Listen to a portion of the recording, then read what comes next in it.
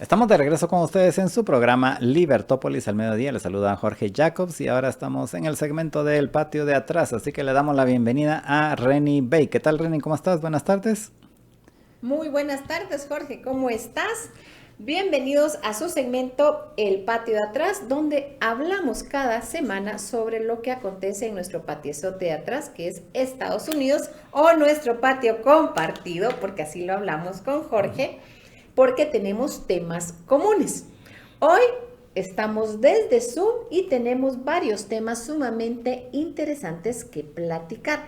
El primero es el anuncio hecho por el gobierno de Estados Unidos que inicia una investigación a Nicaragua sobre violaciones a los derechos humanos y laborales.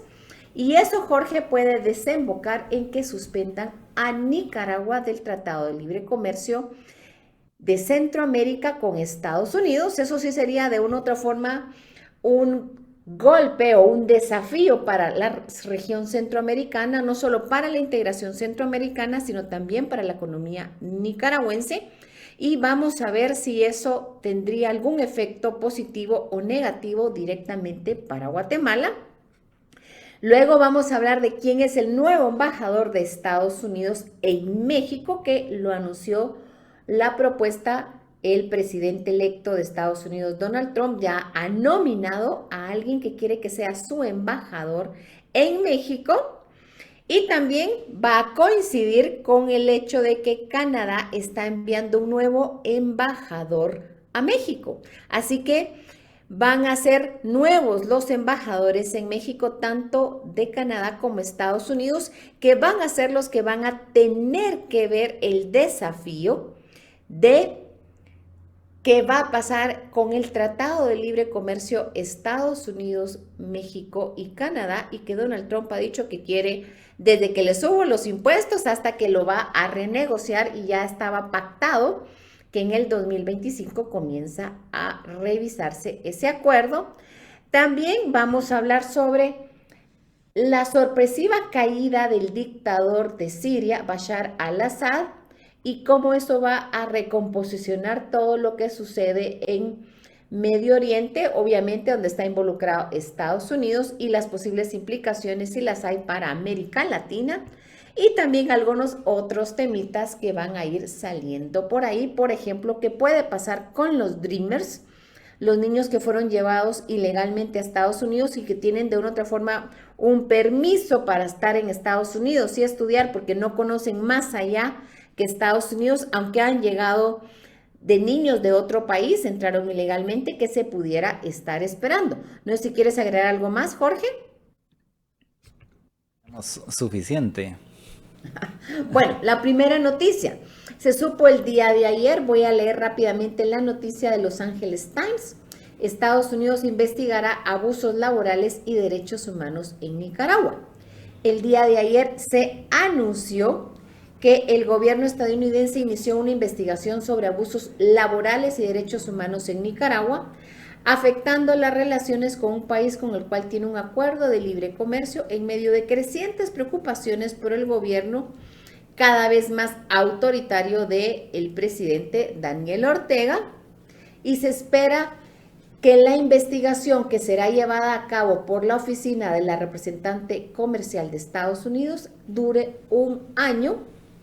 Y se dice, numerosos reportes sugieren que el gobierno de Nicaragua está incurriendo en actos represivos que perjudican a los propios trabajadores y al pueblo nicaragüense, socavan la competencia justa y destabilizan a nuestra región, dijo un comunicado de la representante comercial estadounidense Katherine Tai. La investigación autorizada bajo la sección 301 de la Ley de Comercio de 1974 examinará no solo las denuncias de abuso, sino también en qué medida afectan el comercio con Estados Unidos. Solo hasta entonces se tomarán acciones en consecuencia de haberlas. La representante comercial en su comunicado citó reportes creíbles por varios grupos activistas contra el gobierno de Ortega, incluyendo de arrestos políticos, trabajos forzados, tráfico humano y represión de la libertad de asociación y contratación colectiva. O sea, ataques a sindicatos, Eso, la última parte la comento yo, el tema de los sindicatos. Sigo leyendo el artículo. Tales acciones exacerban la explotación laboral y disminuyen el crecimiento económico y las oportunidades comerciales, indicó la agencia, añadiendo que la decisión de abrir la investigación es una de varias medidas tomadas el martes para conmemorar el Día Internacional de los Derechos Humanos. La vicepresidenta de Nicaragua y portavoz del gobierno, Rosario Murillo, no respondió de momento a una solicitud de comentarios enviada por correo electrónico. Y en mayo el gobierno estadounidense impuso aranceles de la sección 301 a varios productos chinos, incluido vehículos eléctricos, baterías avanzadas, células solares, acero y aluminio. Y esto reflejaba en gran medida la conclusión de Estados Unidos de que China está subsidiando injustamente esas industrias. Paro acá la lectura de ese artículo para comentar la situación. Jorge, primero nos está diciendo que ya están dejándole, como se diría, el plato servido al gobierno entrante de Donald Trump si deciden ponerle sanciones al gobierno de Nicaragua. Comienzan la investigación, con ponerle más sanciones, comienza ya la investigación bajo la legislación estadounidense y eso pudiera afectar el acuerdo de libre comercio entre Nicaragua y Estados Unidos. La investigación se espera que esté en un año, así que en diciembre del próximo año se pudiera tener el resultado. Y eso, ojo, va a coincidir, Jorge, con la apertura de pláticas, es la forma elegante con cómo se habla, que ya está pactado para inicio del 2025 entre México, Estados Unidos y Canadá para ver sus acuerdos comerciales. Por un lado tienes la investigación a Nicaragua y por el otro lado tienes la renegociación o el inicio de pláticas entre México, Canadá y Estados Unidos. Así que básicamente los acuerdos comerciales que tiene Estados Unidos, tanto con México como con Centroamérica, de una u otra forma van a ser revisados, analizados, comenzar a discutir, etcétera, etcétera, a comenzar del próximo año y probablemente en el 2026 haya una mayor presión.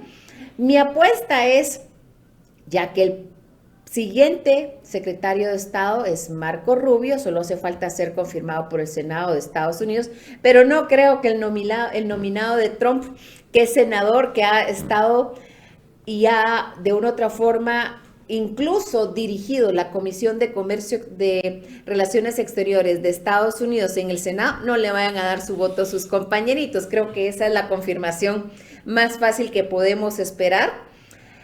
Él se conoce que le tiene el ojo puesto, como se diría en coloquial buen chapín, a los regímenes autoritarios dictatoriales de Nicaragua, Venezuela y Cuba en América Latina.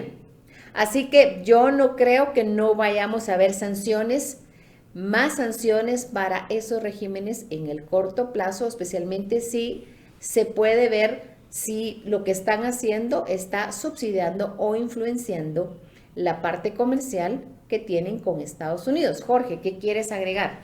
Pues yo también considero de que sí vienen más sanciones. Hay que recordar que han habido ya sanciones contra funcionarios del gobierno de Nicaragua y de seguro con la llegada de Trump y de Marco Rubio al Departamento de Estado, de seguro se van a incrementar también las sanciones contra más gente, más funcionarios en Nicaragua, que adicionalmente no creo que tengan mucho efecto porque Daniel Ortega y su esposa se han estado atrincherando para, pues aquí no importa que se queme el mundo, pero aquí nosotros vamos a mandar. Y eso es básicamente lo que están haciendo con lo que hicieron con las modificaciones constitucionales de hace unas semanas, en donde se pusieron hasta como copresidentes, así una figura que no hay mucho en el mundo. Yo diría que es uno de los pocos, si no el único país en el mundo que tenga esa figura, pero es básicamente porque le ha de haber puesto Rosario Murillo, le ha de haber puesto el alto a Daniel Ortega. Bueno, ¿me pones como presidenta o qué? Y entonces la va a poner como copresidenta. Bueno, ya la puso como copresidenta. Y vocera del gobierno. Sí. Y pienso que ellos van a seguir afianzándose en el poder indistintamente de lo que pase con el comercio con Estados Unidos, que es básicamente en donde podría afectarles a través de esta investigación y de otras sanciones que hayan, que hayan contra Nicaragua. Lo importante aquí y lo preocupante es de que se empieza a utilizar sanciones incluso dentro del tratado, dentro del RD-CAFTA, y que al final abre la puerta para otro tipo de sanciones. Obviamente, pues estas van específicas contra Nicaragua, pero hay que estar atentos a qué otras cosas puedan sacar, ¿verdad? Porque si Donald Trump está amenazando con pelearse hasta con México y Canadá, pues, ¿qué pueda pasar con Centroamérica? Está así muy... No hay muchas certezas, dejémoslo así, que no hay muchas certezas de cómo va a continuar la cosa. Mira, yo coincido contigo, hay que recordar que el mundo está muy cambiante y que los tratados de libre comercio, el original entre México y Canadá se firmó en el 94, se actualizó en época de Trump con el compromiso que se iba a volver a revisar en el 2025. Como que hubiera Y en sabido el Trump que iba a caso, volver a estar en esa época, ¿no? pues me imagino que, o sea, no sé, en el caso del DR-CAFTA o el Tratado de Libre Comercio Centroamérica con Estados Unidos y República Dominicana, se negoció en el 2000, comenzó a negociarse, a platicarse que se iba a negociar en el 2002, se negoció en el 2003. Yo estuve dándole seguimiento a esos acuerdos hace 20 años, hace tanto tiempo, y se firmó y entró en vigencia, dependiendo del país, entre 2004 y 2005. O sea, país de Centroamérica estamos hablando de hace 20 años, Jorge. Desde entonces hay un montón de temas que no existían en ese momento, que ahora de una u otra forma son potencian o son sectores económicos que no existían en ese momento, y hay otros factores que no existían tampoco en ese momento. Así que mi cálculo es que de una u otra forma va a comenzar a platicarse, a revisarse algunas cosas 2025-2026.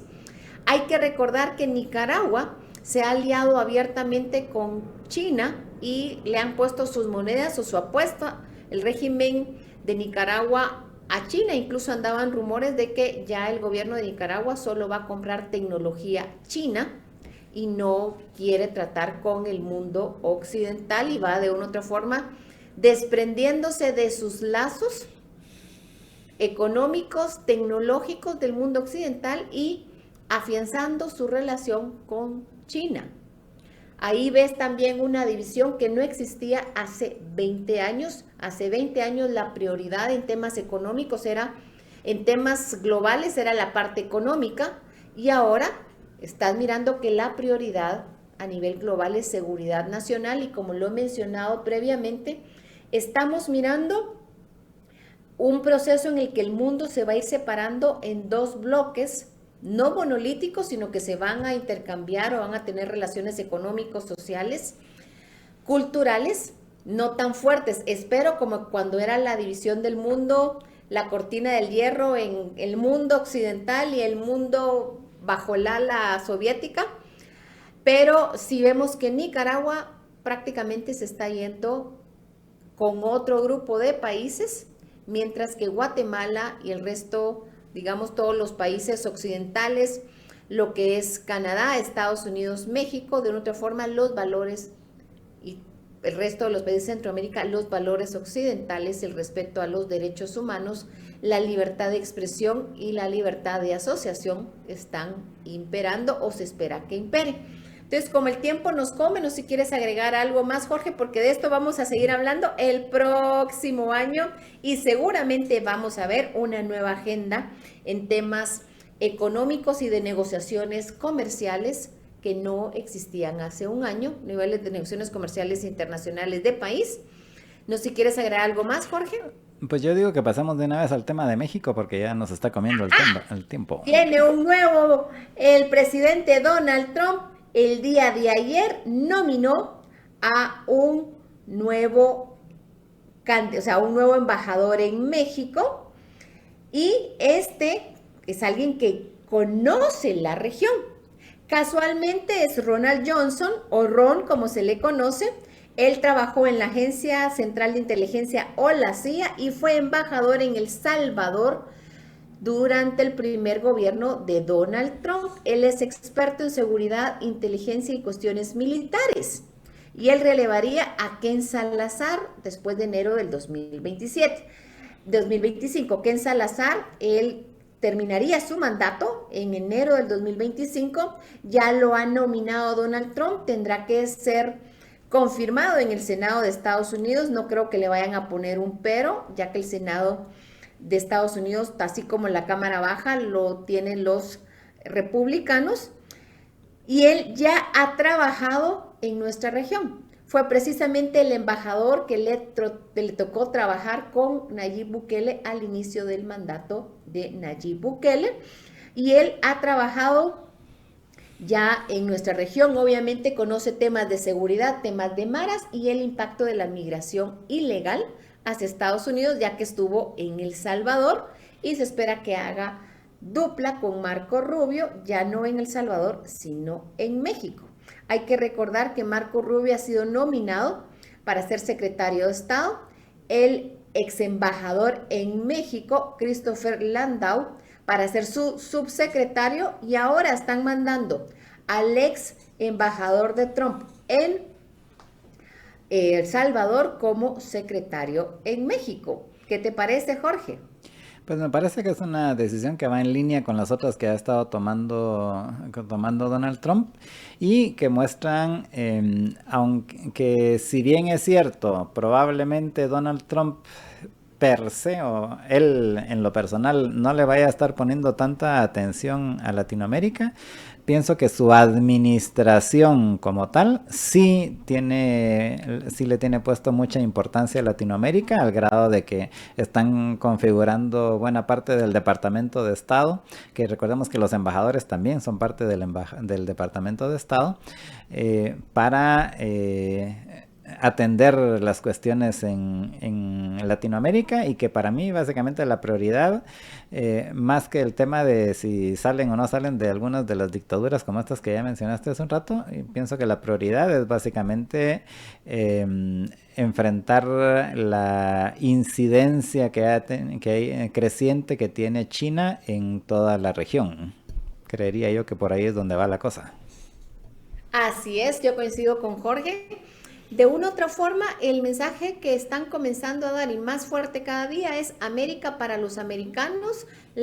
Hay que parar la influencia china, porque sin que se voltee, o sea, Estados Unidos firma acuerdos comerciales con la mayor parte de los países de América Latina y los chinos se les cuelan en el patio, como se diría, con sus vecinos del sur, y no le prestan suficiente atención porque estaban muy entretenidos en lo que era Medio Oriente y en otras grandes juegos globales, y los chinos fueron avanzando en la parte de influencia política y la influencia comercial en América del Sur y Centroamérica y México en una forma impresionante. Así que su prioridad es ver cómo contener a China y su influencia en el continente americano. Y eso es lo que vamos a ir mirando. En el caso de Guatemala, somos el único país que sigue reconociendo a Taiwán y no se ha ido con China en la parte, o sea, el único país en Centroamérica, junto con Belice, que reconoce a Taiwán y no a China. Así que eso es un tema bien interesante y bien importante con todas las implicaciones que tiene. Y Jorge, no quiero dejar de mencionar que no solamente va a cambiar el embajador de Estados Unidos en México, sino también, casualmente, ya está llegando un nuevo embajador de Canadá a México. O sea, va a haber hay nueva presidenta de México que asumió en octubre, y sus principales socios comerciales son Estados Unidos y Canadá, por el Tratado de Libre Comercio que existe. Más o menos el 80% de las exportaciones o del comercio comercial, por mucho que muchos lo feen, pues entonces México se va a ir con China. Cuando tú miras los números, descubres que el primer socio comercial de México es Estados Unidos. Y una de las quejas de Estados Unidos es, se te fueron a meter un montón de empresas chinas y por ahí me están triangulando producto chino que no cumplen las normas de origen. Así que vamos a revisar eso, Claudita, porque si hicimos un acuerdo contigo es para producto mexicano, no producto chino que digan que está hecho en México. Y casualmente o no, nunca se sabe, está llegando un nuevo embajador de Canadá a México, se llama Cameron McKay, y está ya anunciado, lo anunciaron hace 3 días, que el viernes 8 y él va a ser el nuevo embajador ante México, así que va a ser interesante. Él fue anteriormente alto comisionado en la India, antes fue embajador en Nepal y Bután, Indonesia y en Timor Oriental. También fue director de operaciones en el Ministerio de Política Exterior y Defensa, ojo, Política Exterior y Defensa de la Oficina del Consejo Privado de Canadá, donde daba asesoramiento político no partidista al primer ministro y el gabinete. También ha visto o ha tenido cargo donde ha estado al frente de negociaciones comerciales de Canadá con China, Panamá, Salvador, Guatemala, Honduras y Nicaragua. Así ha estado ante la OMC en Ginebra y también miró cuestiones de la ONU. Así que este nombramiento, esta coincidencia, que pudiera no ser coincidencia, te pone 2 nuevos embajadores en México de sus principales socios comerciales que van a ver temas de la renegociación del TLC o del acuerdo comercial Canadá, México y Estados Unidos. Del TIMEC se Así llama. que, por supuesto, Guatemala va a estar de una u otra forma, si no involucrados directamente, hay que prestarle atención al tema porque te puedo asegurar que los siguientes para revisar ciertas cosas es Centroamérica y República Dominicana. Entonces, no sé si quieres agregar algo más, Jorge, Pues antes no, de entrar. pues yo creo que vayámonos ya de una vez a Siria porque ya no nos va a dar tiempo de mucho más. Exactamente. Bueno, Siria. El régimen de Bashar al-Assad llevaba más de 50 años en el poder, aliado de Rusia, y el corredor para mover armas y gente de Irán hacia Líbano y los territorios palestinos. Cae Siria y básicamente Rusia pierde un aliado estratégico en Medio Oriente, ya que la única base naval fuera de territorio de la Unión de Rusia y antes la Unión Soviética está precisamente en territorio de Siria. Ahorita Putin está mirando cómo renegocia con los rebeldes que han tomado el poder, que le mantengan su base militar ahí. Y cosa interesante, Jorge, todo sucede mientras Donald Trump y Elon Musk estaban en las celebraciones de la apertura de la Catedral de Notre Dame, así que no habían celulares, no habían teléfonos, no podían contactar a ninguno de ellos. Dicen los rumores que a última hora Bashar al-Assad, antes de abandonar el poder, intentó incluso negociar con Biden y hasta intentó localizar a Trump. Pero Trump, me imagino que cuando entraron a la catedral, como es una iglesia y el tema de la apertura, lo primero que estaban eran con su cajita o su cuestión de su canastita de por favor deje aquí el celular porque usted no va a estar tuiteando ni va a estar mandando mensajes en una celebración de este tamaño. Así que mientras buena parte de los líderes de Occidente estaban en la Catedral de Notre Dame, Bashar al-Assad caía y abandonó el país y apareció en Rusia como refugiado político. Implicaciones. Primero, si el viernes era el tema, se está hablando de que Ucrania se va a sentar a negociar con Rusia y la situación era una, el domingo era otra. Porque, y esto se olvidan mucha gente, es que hace unos 12 años había un interés de Qatar. Qatar es el país con mayores reservas de gas del mundo y querían meter un gasoducto atravesando Arabia Saudita, parte de Siria, hasta llegar al Líbano y atravesando Jordania. No estoy casi segura si eran todos los países, Pero el punto es que una vez atravesaban ahí, llegaban al Mediterráneo, ponían el gas y ese gas podía ser subido a barcos para llevar ese gas a Europa, a la Unión Europea. De hecho, había planes incluso para pasarlo a través a través de Siria a Turquía y de ahí de una vez directo como gasoducto hasta Europa, no por barco. Exacto, o sea, son como distintas opciones. Y eso hay que recordar que la mayor exportación y el mayor poder que ha tenido Putin sobre la Unión Europea era precisamente la dependencia energética, especialmente de gas, de los países de la Unión Europea. Si se lograba meter ese gasoducto, la Unión Europea se independizaba del oso ruso, el oso ruso perdía su mayor ingreso, que era venderle al precio que le daba la gana a la Unión Europea, y eso le quitaba el poder energético sobre la Unión Europea. Estalla la guerra de Ucrania, muchos recordamos todo lo que sucede. Ahora Ucrania, con el respaldo de la Unión Europea, se están sentando y Estados Unidos se están sentando a negociar con Rusia la situación. Pero si cae Siria y se logra meter ese gasoducto, básicamente la Unión Europea o Putin ya no tiene el as de, bueno, ahí se acuerdan que si mi gas se mueren de frío ustedes en invierno, pueden acceder al gas de Qatar. Y Putin básicamente para sobrevivir, cuando le comenzaron a poner las sanciones, se fue a vender su gas y su petróleo a China.